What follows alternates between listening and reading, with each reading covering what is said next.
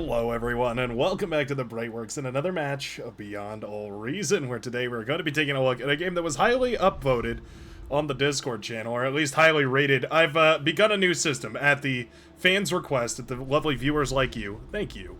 I've begun a new system where if you'd like to cast your vote for a replay, you're more than welcome to by going ahead and simply reacting with a reaction on the Discord channel, which, as always, is linked down below in the description section. You're also welcome to submit your own replays there if you'd like a chance of them being cast. It is where I pull a lot of the games that I cast here on the channel. So, without further ado, let's go ahead and meet our red team leader, spawning here on the southern side of Coastlines Dry. A very fun map, one that always ends in some sort of shenanigans or another. It's going to be a Cortex commander that goes by the name of Claret. Claret, yes, clocking in at 51.54 open skill. Gonna be the core commander spawning right here and leading the red team. Wonderful. Alright, spawning on the other side of the map here. Spawning in the back line. It's gonna be none other than watch me do this. Watch me do this. A Armada commander spawning in the back here and gonna be going ahead and doing some circles.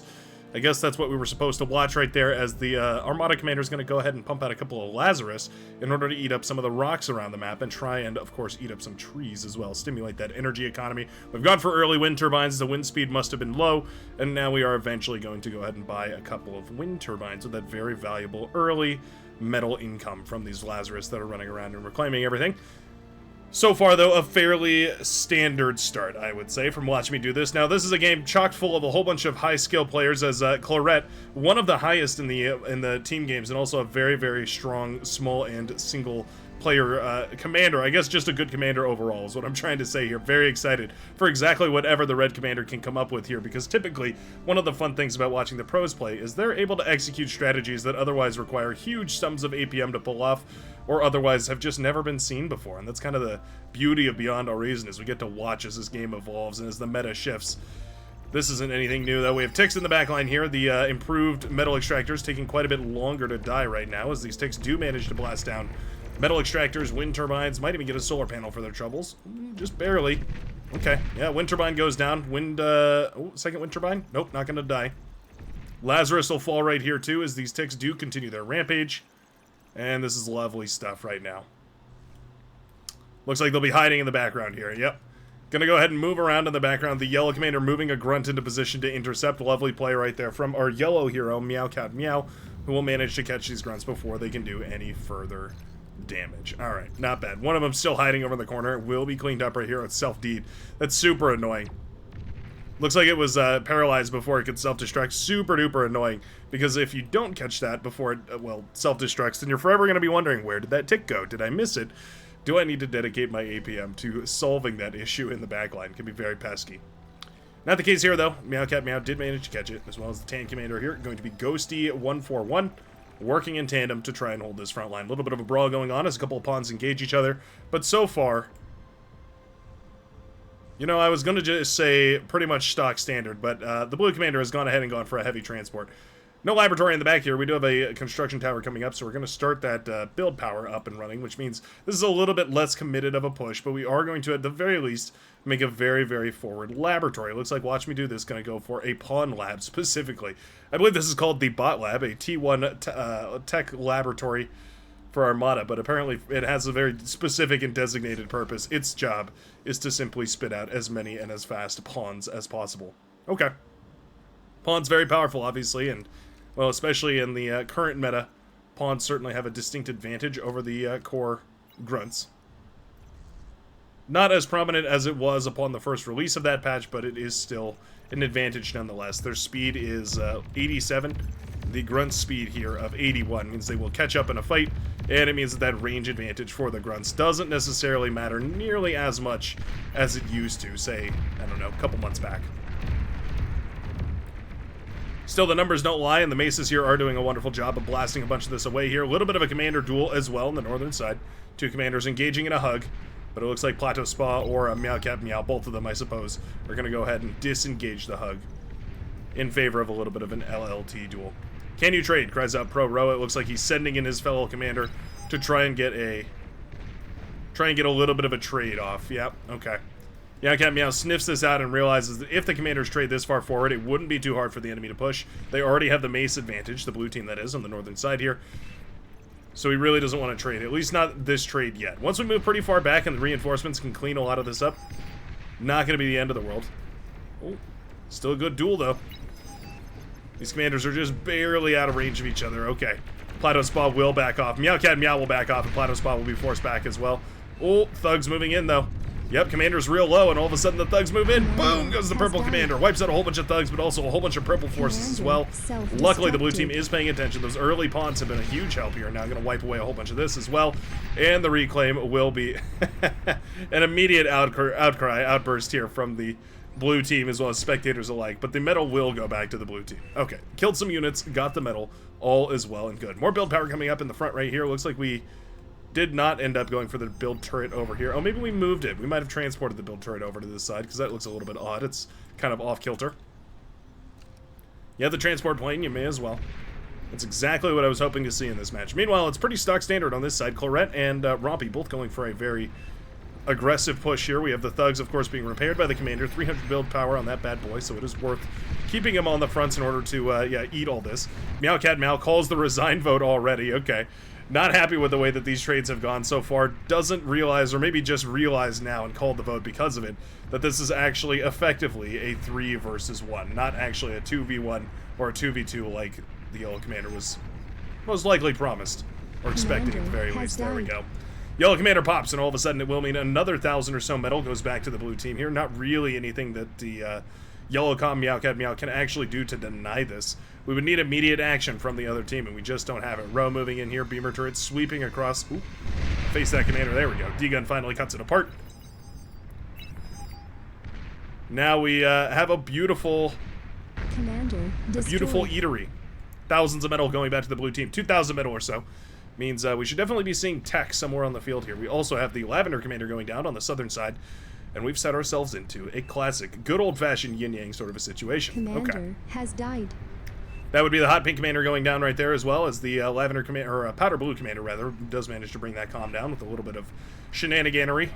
Wow, that's a very far forward commander, too. I believe that commander walked all the way around this side and somehow ended up very far behind enemy lines. Okay. There's a bombing run. Missed the first run, but we'll catch the second pass here as the bombers do come across the green base. All of a sudden, wow, that was a beautiful bombing run. Taking out wind turbines, E-converters, all that sort of stuff. Oh, the build power just barely stays alive. That's a bummer. We are going around for a second pass. Lovely stuff. Bombs are away, build power dies, more wind turbines fall. Okay. All of a sudden, Cannibal is in a pretty rough spot here. These maroon bombers don't actually have a counter quite yet. We have anti-air coming up in the bases of a lot of these here. That's the green commander going down to a little run-by of forces. Bombers, not quite retargeting here. I'd like to see these retargeting some of the other bases. Distributing that firepower a little bit better here. Base of the yellow commander, destroyed. Base of the tank commander, in trouble. Row moving in once more for a D-gun on one of these beamer turrets. So expensive. No energy. There we go. Okay, finally fires off the D-gun after taking tons and tons of damage on the commander. There we go. Laboratory goes down. Ultimately, the laboratory is the catch-all. If you can kill the laboratory, you can kill the base. Destroyed. Loads more units going down right there. Ghosty 141 moves in to put an LLT down. No time for that, though. We just need to reclaim and get on out of there. Yeah. Maybe going in for a little bit of a trade or something like that, but we need this metal desperately, the red team, that is. Bombers have finally retargeted. They're going to scavenge the rest of this bombing run here into a nice little hit against the Lavender base right here. Yeah, some of those survive. AA going down at a critical moment for Orange State. And just like that, bombs are away once more onto this base. Not retargeted yet, so at the very least they don't target down the last of those wind turbines or the construction tower. But this is looking good for the red team on the southern side. Meanwhile, huge push on the northern side. Mace is continuing to swarm forward. Centurions in the mix lend quite a lot of durability as well, which is very, very nice. Not to mention, of course, they're quite good against fast light units like Fiends, which are now coming out of the T2 lab.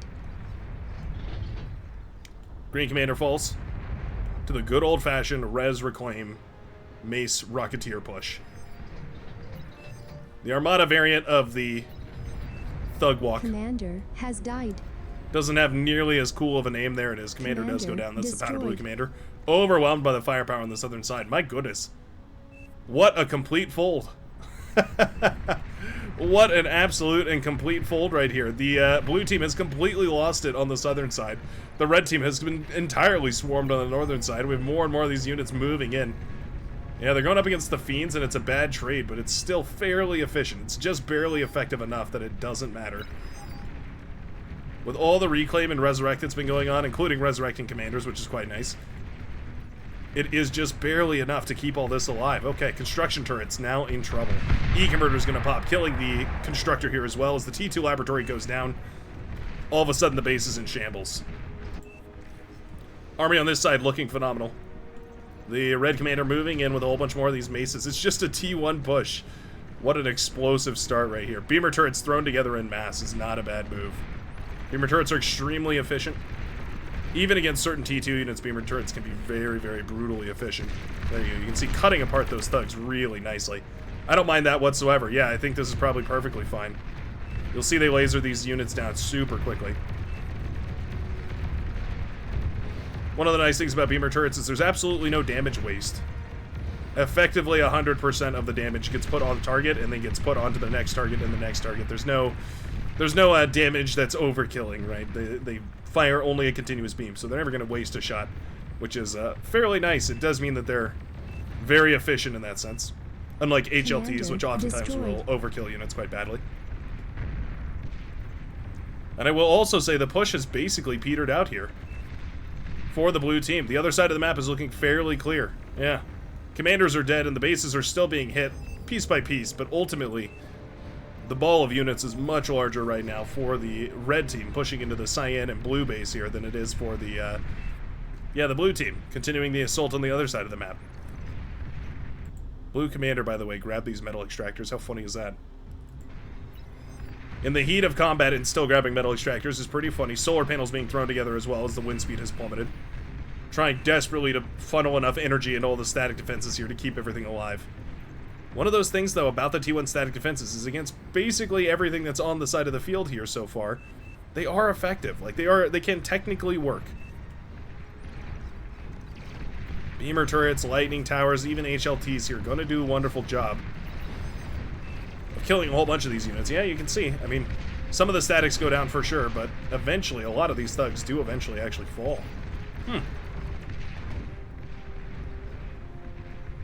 Feels like an extremely desperate last hold, but Snowpen and Watch Me Do This are on the other side of the map. I mean, if they could get the killer D-gun that they need, this could be solvable. The blue commander looking around with the fighters right now, trying to find, yep, the very last commander. Or one of the last commanders, anyway. 3 commanders remaining for the red team. Looks like we have 1 commander there, another pinged in the midsection of the map. It's Luna777. And do we have a final commander? Was it hidden somewhere? Looking around and not seeing the final red commander, but there is one more out there on the map. The blue team down to just 2. What a stellar defense here, though. Ooh, bit my tongue a bit there. Blue comm looking for that angle. Oh no, he was on attack move. Oh no, he accidentally fired the laser. Means the quad or the twin guards are going to be able to fire at him. Oof. Oh no. Oh, the commander goes down. That is brutal. All of a sudden, the blue team is down to just 1 commander. Snowpen. Oh, no. Yeah, the blue commander immediately, watch me do this in chat, immediately wondering why on earth the commander didn't cloak. It's been a weird bug recently. Commanders have been feeling very broken about their cloaking. Snowpen cloaked and hiding on this high ground right here. Forced into hiding. D-gun's away. Okay, catches the Fiend, which is probably the most dangerous of those units. The grunts here dancing to try and evade the D-gun. They won't get much damage on, though. Okay, nicely done by Snowpen.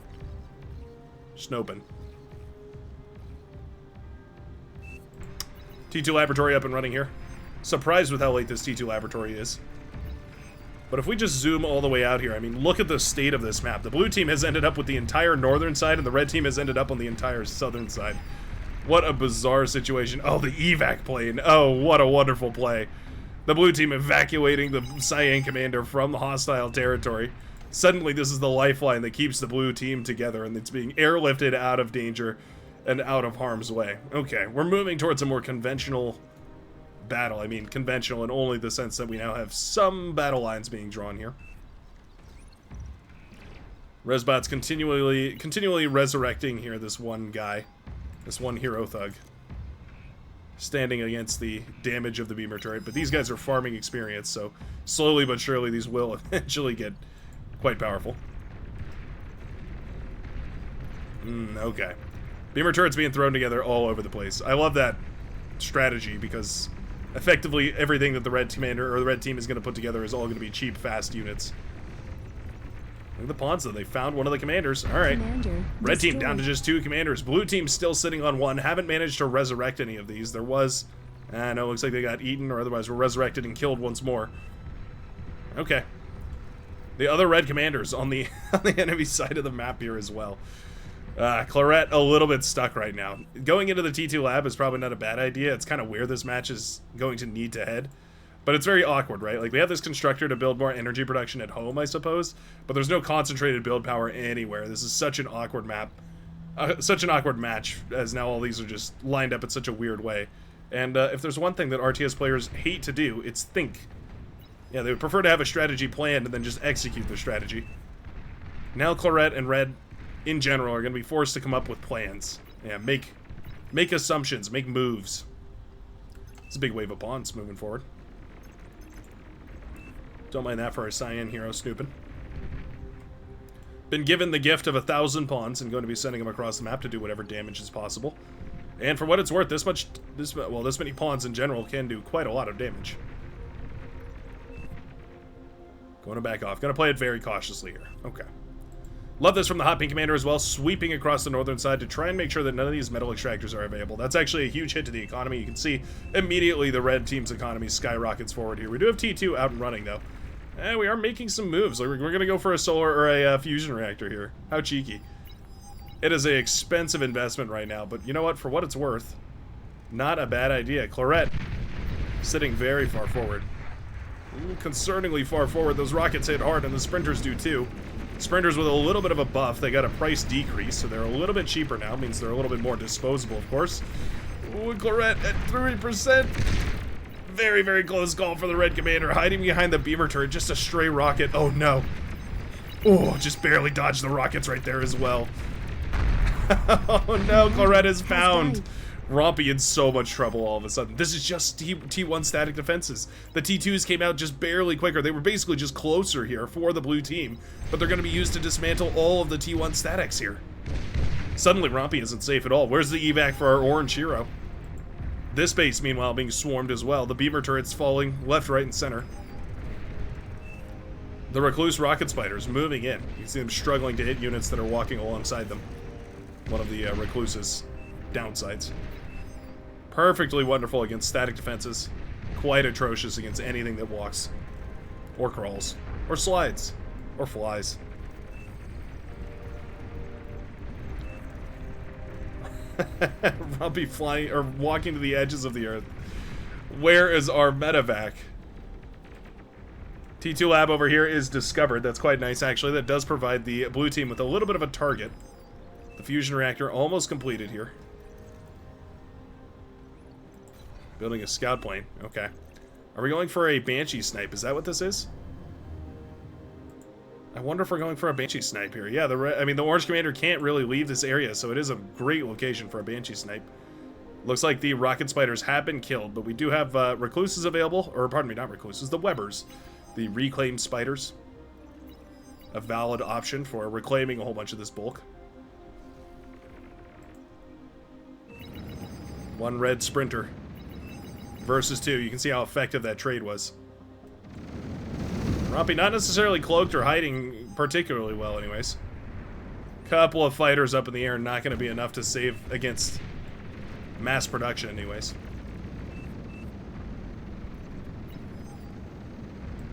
Was this not a Cyan unit just a minute ago? I think we must have killed the transport, the Cyan transport, and instead built one of our own.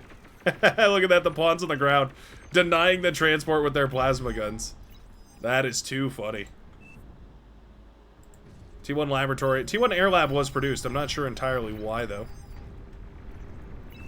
Fusion reactor just moments away from completion. Oh, Rompy sniped out of the air by the pawns. Oh no! What a snipe right there for the blue team. I can't believe it. The pawns managed to snipe the commander down out of the air from the transport as it was trying to flee the scene. And the blue team steals the victory despite being on 2 bases against 4 or 5 and with barely any map control. My goodness, what a play from the Blue Heroes. What a wild game. One that I absolutely could not have predicted from start to finish, and an absolute treat. I hope you enjoyed this high-level match, this very quick high-level match of Beyond All Reason, and I will see you all in the very next one. Peace out, everybody. Have a lovely rest of your day.